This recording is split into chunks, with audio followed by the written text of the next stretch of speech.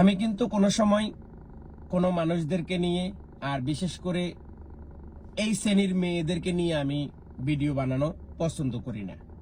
কিন্তু ইদারিং এই বরিশাল্লা মেয়েটা বরিশাল থেকে মাঝে মধ্যে সৌদি আরব আসে, 1 বছর থাকে, 2 বছর থাকে, 3 বছর থাকে, আবার বাংলাদেশে চলে যা, আবার কয়দিন বাংলাদেশে থাকে, আবার বরিশাল্লা খেতারঘাটটি আবার সৌদি আরব আসে। আসার পরে এইবার গা উড়াদুরা ভিডিও বানা।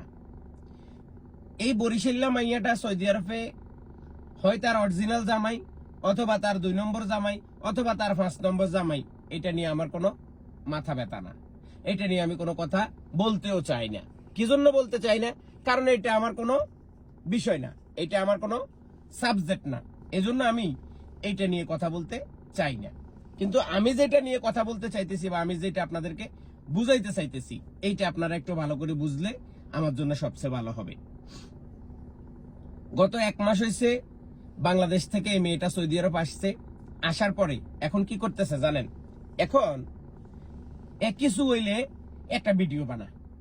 ভিডিওর মধ্যে কি আপনার শিকার মতো কোনো কিছু নাই, আপনাকে বোঝানোর মতো কোনো বিষয় নাই, সৌদি আরব সম্পর্কে কোনো বিষয় নাই, কাজের মেয়ের সম্পর্কে কোনো বিষয় নাই।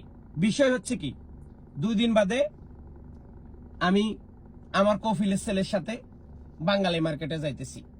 আজকে আমার কফিলের ছেলে আমার ফুটকি মাইরা দিছে। আমি আমার কফিলের ছেলের সাথে এখানে যাইতেছি, আমি মাছ কিনতেছি, আমি তরকারি কিনতেছি। আমার কফিলে আজকে রাত্রে আমার এয়ারপোর্টে দিয়ে আসছে, আমি আবার সেখান থেকে পালাই চলে আসছি। এই যে হামকে তুমসে প্যার হে, এই কথাগুলো বলে বলে ভিডিও বানাইতেছে। আর আমাদের মতো কিছু রাম ছাগল আছে না, এই রাম ছাগলগুলো আবার তাদেরকে সাপোর্ট করতেছে, তাদের ভিউ বাড়াই দিতেছে, তাদেরকে লাইক করতেছে, তাদেরকে কমেন্টস করতেছে, এবং তারা মোটা অঙ্কে টাকা উপার্জন করতেছে। আচ্ছা, এবার আসুন, একটা কাজের মেয়ে চাইলে সৌদি আরব, অন্তত বিশেষ করে একটা কাজের মেয়ে চাইলে তার বেশিরভাগে মানে 99% সৌদি আরবের লোকেরা কাজের মেয়ে কোনো লোকের সাথে সম্পর্ক রাখুক বা কোনো লোকের সাথে কি রাইতে থাকি, দিনের বেলা আসি সৌদির বাসাত কাজ করুক, এটা হয় না। এটা 99% হয় না, মানে সৌদিরা এটা মেনে নেয় না। কারণ সৌদিরা যখন একটা কাজের মেয়ে নেয় তখন তার সাথে কন্ট্রাক্ট থাকে, তুই আমার বাসায় থাকবি। আবার যদি বাসার ড্রাইভারও তার জামাই হোক, তার সাথে তেমন একটা থাকতে দেয় না। এটা সৌদি আরবের মানুষের একটা খাসিলত, এটা সৌদি আরবের মানুষের একটা জন্মের খাসিলত। এইটাকে আমিও ঘৃণা করি। কারণ আমি ঘৃণা করি, অনেক সময় দেখা গেছে স্বামী স্ত্রী দুইজন 2 কোম্পানিতে কাজ করে। হ্যাঁ, তারা চাইতেছে সৌদি আরবে আসবে, মেয়ের কাজ করি এক বাসায় যাবে, ছেলের কাজ করি ওই বাসায় আসবে, স্বামী স্ত্রী 2জন অরিজিনাল তারা একসাথে থাকে কাজ করবে। কিন্তু এই সৌদি আরবের নাগরিকদের কারণে বা মহিলাদের কারণে সেটা হয় না। অথচ এই মহিলাগুলার পক্ষে, এই বরিশাল্লা খেতার ঘাটটির পক্ষে সেটা সম্ভব। সে যেই পরিমাণ ভিডিও বানা, একটা বাসা বাড়িতে কাজ করলে সে কোনোদিনও, কফিলের ছেলের কি কোনো কাম নাই সৌদি আরবে? কফিলের ছেলের কি,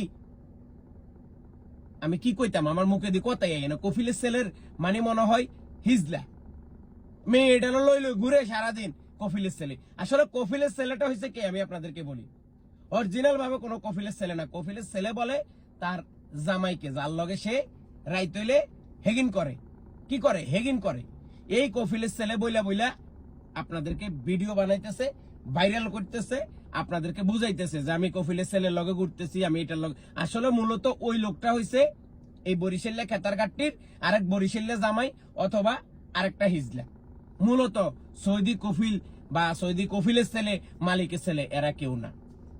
এই মেয়েটা ঘন্টা হিসাবে হয়তো কোনো সৌদির বাসাত কাজ করে, ওই কাজ শেষে আসি, এই লোকের লগে থাকে, এই লোকের লগে আড্ডা দেয়, এই লোকের লগে সবকিছু করে, কিন্তু ভিডিও বানানোর সময় কয় আমার কফিলের ছেলে। এইভাবে কুয়া কুয়া বানাই আপনাদেরকে দিতেছে, আর আপনারা সেগুলা নিয়ে হাতে তালি দিতেছেন, লাইক করতেছেন, কমেন্ট করতেছেন, আড্ডা দিতেছেন। আমার কি? আমার কিচ্ছু না, আমার কিচ্ছু না। আমি তো সৌদি আরবে অনেক বছর ভিডিও করি। আমি কি ভাইরাল হইছি? আমি কি আপনাদের কাছে লাইক চাইছি? আমি কি কমেন্ট চাইছি? আমি কি আপনাদের কাছে ভিউ চাইছি? না। কারণ আপনারা যেগুলা অরিজিনাল মানুষ, যেগুলা প্রয়োজনীয় কথা, এগুলা আপনারা লাইক করেন না। এই তো